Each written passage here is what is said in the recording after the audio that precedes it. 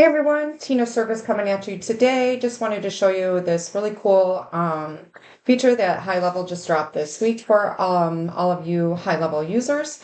So it is this new internal comment feature.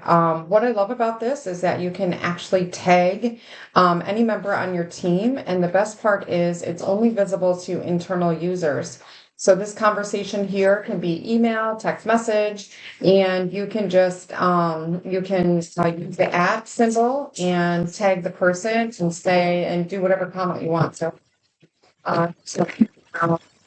there. And then it's going to show up in this yellow color here, and it's going to stay right inside of this contact card, so that the history will stay here. Love this new feature. It's amazing, and the client will never see this here. So there you go.